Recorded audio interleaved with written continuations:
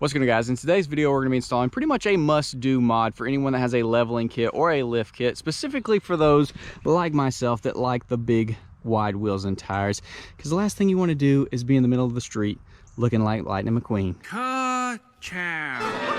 So of course step one is going to be to jack your truck up, take your wheel and tire off, throw your jack stand under there, and now we can start disassembling. Let's go ahead and start. Cut our zip tie off. Take our ABS line. Pinch this in, get it pop free, get your flathead, pry it in there, pop that free. Got a 10 mil here. Take this bracket free. We also have a 10 mil right here. Take that bracket free. Now we're gonna get this cotter pin out. This thing is super crusty. There we go. Ball joint is going to be an 18 mil. This one might actually have popped free as soon as I did that, which would be a miracle. But you don't want to take this all the way off in case it isn't free. You have some preload. Wow, it is actually loosening up. So yours most likely will not do that. It most likely will stay stuck down even when you loosen that bolt.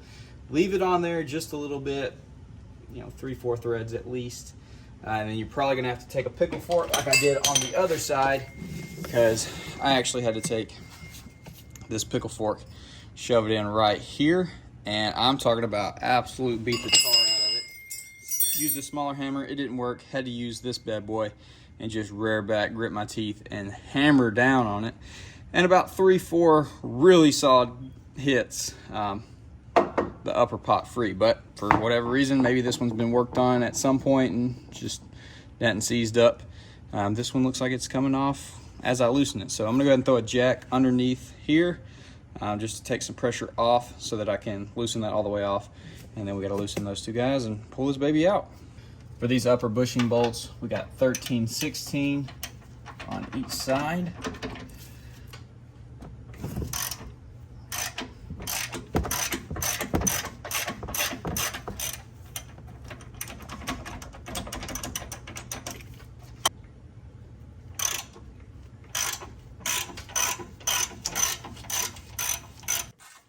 Finish taking our lower off, but before we take it completely, I want to see some movement. Let's see a little movement. So we'll tap these guys free.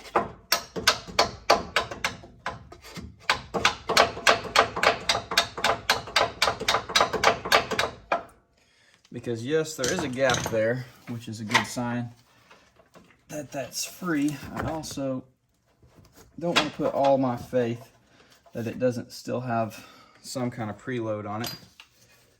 So we'll leave that bolt on there for just a minute.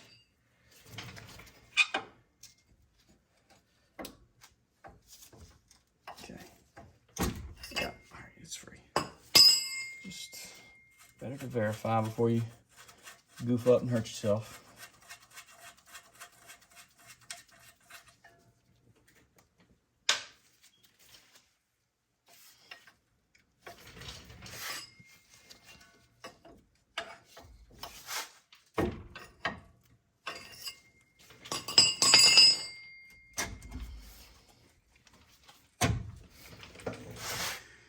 We're going to go ahead and ease our jack down.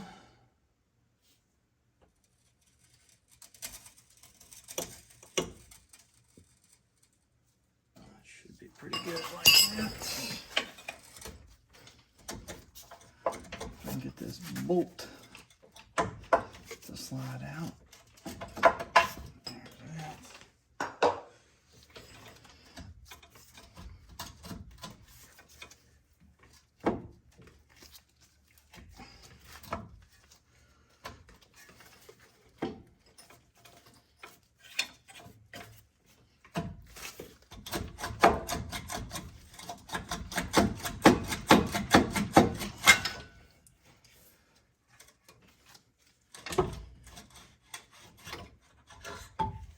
She goes.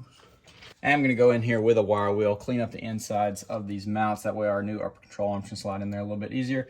And we'll go ahead and clean this off because it's just never been cleaned since the truck was made. So why not?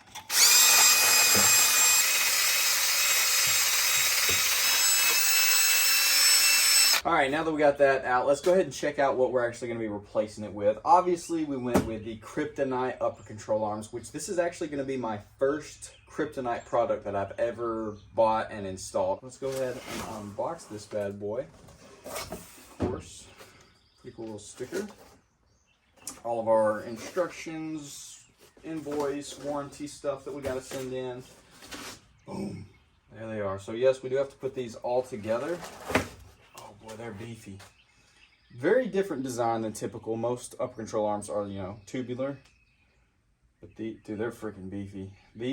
I bought these. I would say the biggest reason why you would buy these is because the lifetime warranty. So if you plan on keeping your truck for several years or forever, go ahead and get Kryptonite because they do have the forever warranty. So it's definitely going to be worth it in the end.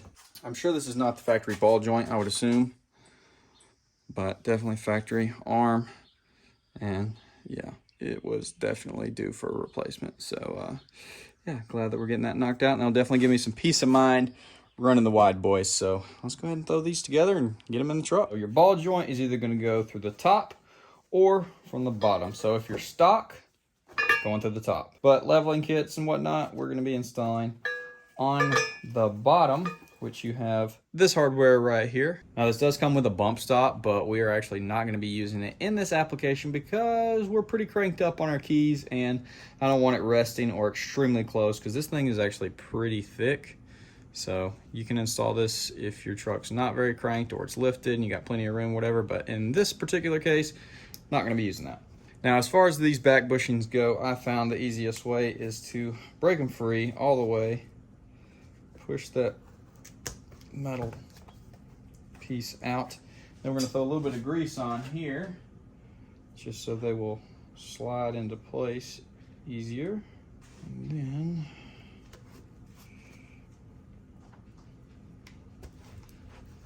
press it in. This part is not hard. That's easy. But then getting this through there can be fun because it'll try to push these back out. So what I've done on the other one was push this in like that and then take it to the press and squish it through. And once it's in there all the way, it'll stay locked in. Make sure it is nice and flat. Want it to go in there smooth as possible. And it shouldn't be hard to press. It should just slide in there.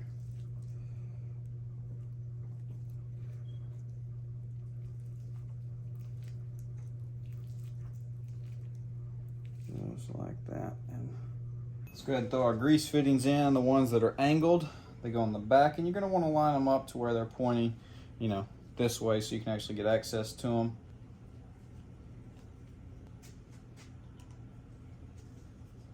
This guy is going to go on top. If you forget and you already put it back together, it's not the end of the world. You can unclip it up there.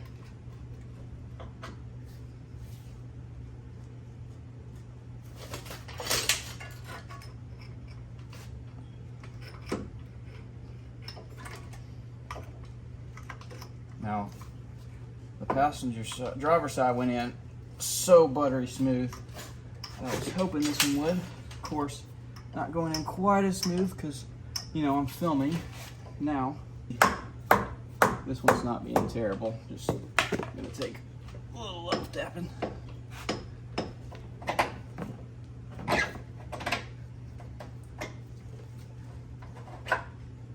These guys back on.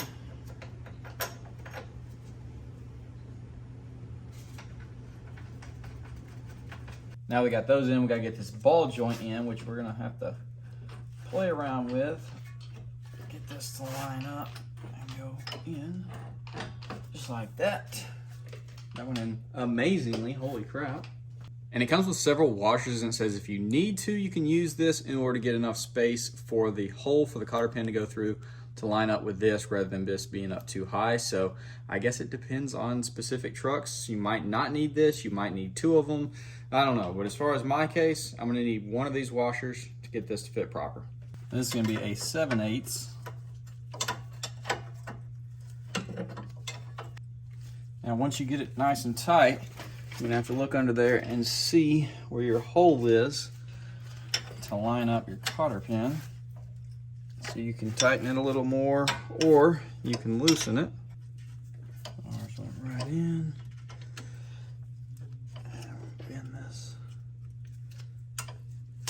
All right, so for this guy, you can technically run it under, over, however you want, but if you're gonna reuse the factory hardware, you're gonna wanna run it over the top, and it'll just slide right in this hole that they have on there and just clip it into place, and you're good to go. Now, yes, you could probably make it a little bit cleaner by installing it underneath or something, but then you run into the issue of potentially it rubbing and wearing, so I'm not opting to do that.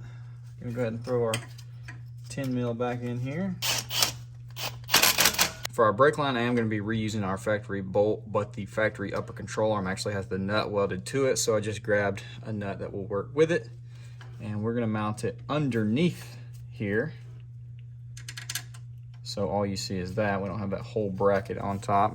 There's plenty of room right there between our bracket and our sway bar.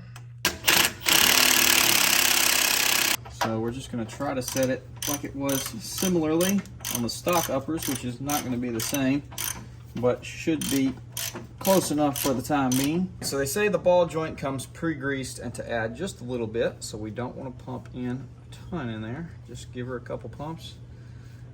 That should be good. And then on here, it says to lightly grease these. If yours pumps a lot, then it might only take one or two, but this one's very slow. There she is. So now I got to clean all of this up because it is extremely dirty, greasy, and gross.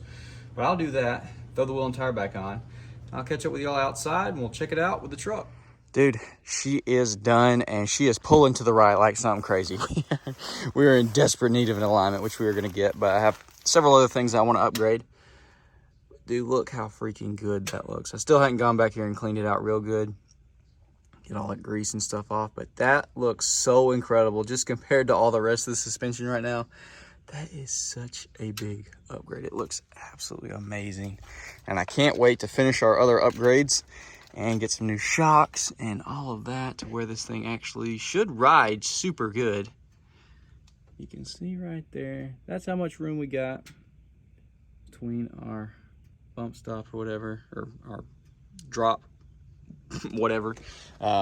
So I didn't put the bump stops on there like I told y'all, and that was just due to it being relatively close, and I didn't want it to be, you know, tapping it or whatever. It would have cleared for sure, and that shouldn't hit unless I decide to jump the truck on purpose or not. That should never hit. That is just, that's a bunch. That's like a full inch. So honestly, I probably could have put the bump stops in there and been fine, but when I had the truck jacked up, doing them one side at a time, I guess it had it tweaked to where it was looking like it was gonna be super, super close. But yeah, dude, we have officially, hopefully, done a little Kachow Mod Prevention, which obviously there's several other things that could go wrong. You know, your hubs, your lowers, all that kind of thing. Yeah, we that's coming up on the list for sure. We got to do new CV axles or new boots because ours have been torn since I got the truck, and they be slinging grease everywhere. So that's another upgrade coming for sure. But we'll see how it goes because the timeline could be a little skewed because your boy may or may not have pulled the trigger on something pretty insane on the truck. So that's all I'm gonna say. I'm gonna say what it's related to at all. Just know something different than what I typically do is definitely coming for this truck on the channel. Hopefully soon, we'll see. It's definitely a lead time once you order something to it coming in. But dude, I'm insanely stoked. Hopefully y'all will be as well. But we're not gonna bypass all the things in the meantime because we're definitely gonna do more mods until whatever I ordered comes in. So yes, there were definitely more things that we need to address before then, and we got some other goodies coming in. So I'm stoked, just enjoying the crap out of this truck in all of its beautiful glory. Good gracious, it just looks so amazing. Hope y'all did enjoy. Comment down below, let me know what you think we should replace next, what your experience has been if you had kryptonite products. And with that said, I will see y'all in the next video.